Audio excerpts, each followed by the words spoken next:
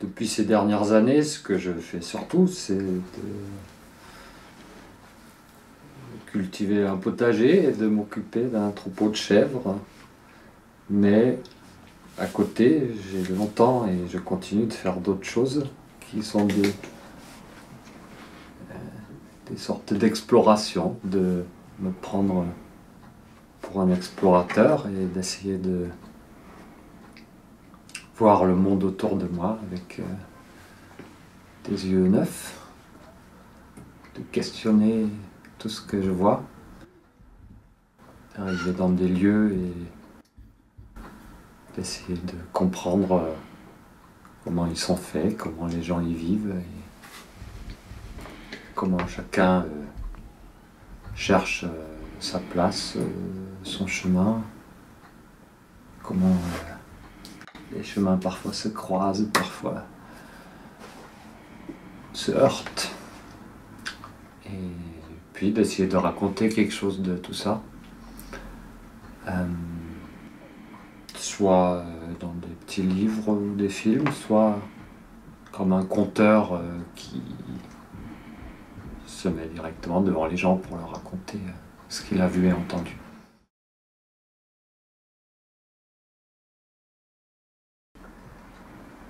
Et la première impression était assez agréable de tous ces immeubles très variés, de toutes ces choses en construction et de... Enfin, je me souviens que je me disais par rapport aux démolitions, reconstructions de cités que je peux voir un peu à Marseille, où j'ai l'impression que les choses sont toujours faites à moitié et ici je me disais oh là là, oui, on sent que l'État a mis le paquet pour vraiment changer les choses et montrer l'exemple. De 6 à 16 ans, j'ai vécu dans une maison avec jardinet, entouré d'autres maisons avec des jardinets dans la banlieue de Düsseldorf. Et je peux pas dire que j'ai vécu une jeunesse malheureuse, mais quand même là, la première image que j'ai, c'est celle d'une sorte d'ennui profond. Et je me vois, j'ai eu la chambre sous le toit et je me vois adossé le soir comme ça au Velux et regarder les rares passants qui passaient de lampadaire en lampadaire dans les rues désertes du quartier et d'attendre qu'il m'arrive enfin quelque chose dans la vie, quoi. Et la première chose dont je me souviens marquante, c'était celle d'une rencontre lors de ces 2 journées que j'ai passées en décembre, au tout début. On est allé voir la maison de l'habitat. Et donc parmi les animatrices de ce lieu qui s'occupe un peu de la gestion des espaces collectifs dans le quartier, via des ateliers avec les habitants et tout ça. Donc Clémentine parlait d'une façon très engagée de la disparition des espaces pour se réunir. Ça m'a beaucoup marqué. Enfin, ça a vraiment fait que je regardais les espaces autrement, parce que je voyais avec beaucoup de perspicacité comment enfin, cette reconstruction du quartier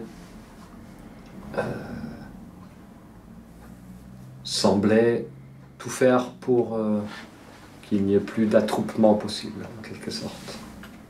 C'est-à-dire, elle m'a dit que ça s'appelle la résidentialisation des immeubles, c'est-à-dire que Avant, partout autour des immeubles, c'était un espace public où on pouvait jouer, se réunir, et traverser de partout.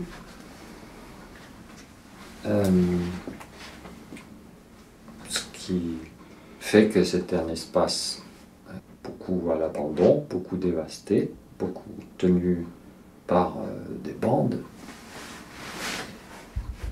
mais que c'était aussi un espace de sociabilité et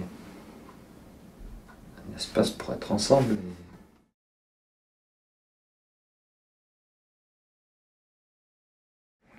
Construire une maquette assez sommairement, peut-être avec des boîtes à chaussures, je sais pas, mais parce que je trouve que c'est très... On l'imagine très bien en volume ce qui s'est passé avec ce quartier sur les dernières décennies, où avant il n'y avait rien que la forêt, et puis tout à coup on a construit ces grandes tours, et puis on a redéconstruit les grandes tours pour faire des petits immeubles de partout. Et voilà, que ça pourrait être une façon un peu joueuse de raconter quelque chose de ce que j'entends dans ce quartier, en étant au milieu d'une maquette où je pourrais utiliser des petits éléments, je sais pas, avoir une petite tour Eiffel à poser quelque part pour dire par là, bah, c'est Paris, et un petit cheval pour raconter encore l'histoire du même Gounedi qui ont essayé de piquer un cheval au centre équestre pour faire des tours sur le stade, etc.